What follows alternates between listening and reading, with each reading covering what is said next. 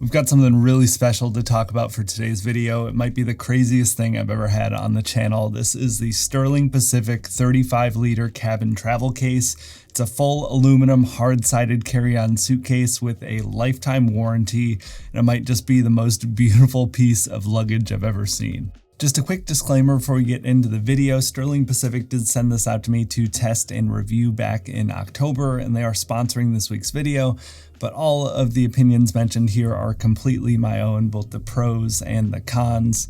That being said, let's dive into some quick specs. Obviously, it is a 35-liter capacity suitcase. It measures 22.5 inches by 13 inches by 8.5 inches, so it's designed to fit as a carry-on suitcase for any sort of domestic travel, and from my research, it should work for a lot of international flights as well, but your mileage may vary. First and foremost, this design is incredible. It's just about the most eye-catching, beautiful piece of luggage I've ever seen. I am absolutely in love with this style and aesthetic. It's sort of a retro mid-century airline type of vibe, and I'm here for it. Just about everything from the aluminum build to the leather accents to even the Sterling Pacific logo on the front is all just in line with this aesthetic. But even outside of the aesthetics, the build quality is completely unreal. All of the typical plastic parts of a suitcase here have been replaced with metal. You have a full 5052 aluminum body with reinforced A380 aluminum corners. You have impact bearing ridges on both the front and the back, add to the aesthetics but also the functionality. You have A380 aluminum housing for both the wheels and the trolley handle. You have full grain Italian aniline leather handles. The telescoping trolley handle itself is also full aluminum with a full grain upper handle. To open and close the carry-on, you have TSA compliant double combination latch locks on either side of the handle. They have this really nice satisfying thud sound when you open them up. And moving down to the bottom of the suitcase, you have two oversized through-axle urethane wheels. The wheels themselves even have aluminum hubcaps, which is just such a nice, fun touch. There's over 100 stainless steel rivets that hold this thing together. Build quality is just absolutely impeccable. Part of their goal with designing the cabin travel case was for pilots and frequent travelers.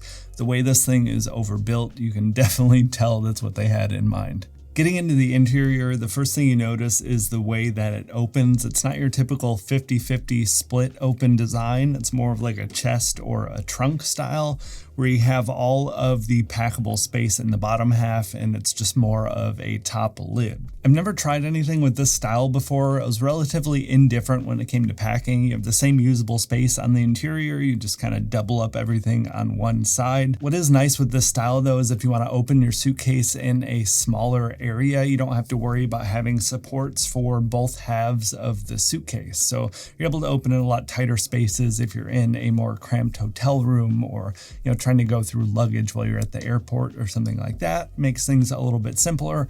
Otherwise, about the same for packing. When you first open up the suitcase, you'll notice that you get a little amenity kit here. The pouch itself is branded, not anything particularly special, but definitely not bad at all. But inside, you get a few nice little goodies. You get a polishing cloth to polish up the aluminum. You get some leather care wax for the accent handles. It comes with a paper manual that covers all the details of the suitcase. And one of my favorite things, you get a branded aluminum Sterling Pacific pen. Just a very nice classy touch. It reminds me of amenity kits, on higher end first class airlines.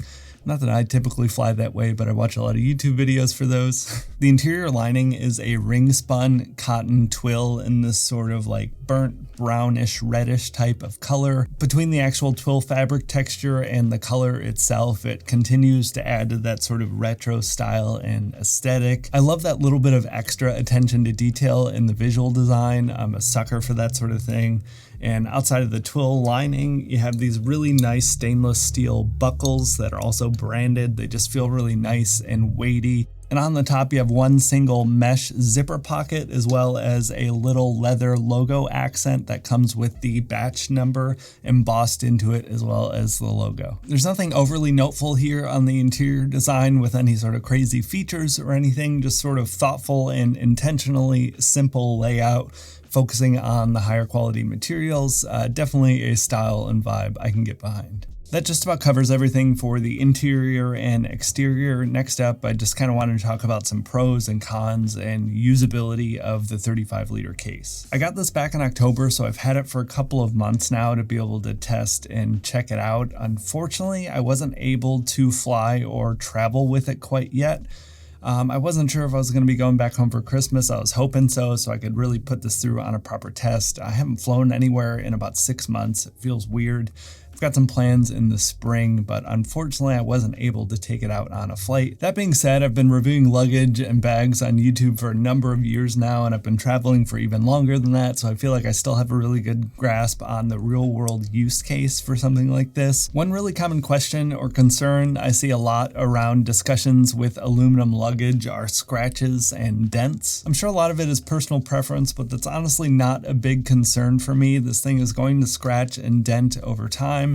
Maybe I sound a bit pretentious, but I kind of like that idea. It's kind of similar to the Oyster Tempo cooler I talked about last month with that all aluminum design. It's going to get scratched up and probably dented over the years, and that's kind of just that adventure patina that's going to build up and show all of the fun that you've had with that over the years. Not really a problem, and I think on a more literal standpoint with this, this design just kind of lends itself to show that wear and tear a lot more gracefully than a lot of other luggage. Another big point I wanted to bring up is the choice for a two-wheel design compared to a 360-degree, four-wheel spinner type of luggage. This is such a hotly debated and divisive topic on both ends of the spectrum when you look into it. Personally, for me, I've always been more of a four-spinner wheel type of person with my luggage when I'm traveling with more than just a backpack. That being said, I do really like the big wheels on this, and there are definitely pros and cons in either scenario, and I kind of understand both sides of it, even though my typical preference is for the four wheels. The big debate points in favor of a two-wheel design like this is just mainly a lot more durability, two wheels and two larger wheels, and two larger wheels that are built into the case in the way that this is are a lot less likely to break compared to the completely external spinner wheel design. The larger wheels are also going to be able to handle, bumpy roads or sidewalks or be able to get up curbs a lot easier. So that's something to consider. You might have a little more tight space maneuverability with a four-wheel design, but going over curbs and big bumps and things like that, a two-wheel design is definitely going to be preferred. And also another big point, like I said, I'm usually four-wheel, but everyone I know that works in the airline industry or any really frequent heavy travelers I've encountered through my entire life always swear by two-wheel designs. It's what I had always heard when looking for high quality luggage. Even though I've been a big four-wheel person, everyone that travels way more than me seems to prefer a two-wheel design. So it makes perfect sense that they designed it this way.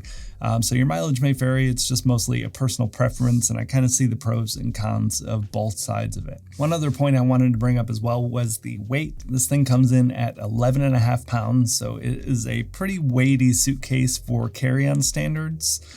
This is very similar to backpacking, actually, in my experience. You can pay for lighter weight stuff that's not as durable, or you can pay for heavier weight stuff that is going to last a lot longer. It's just a push and pull depending on your preference.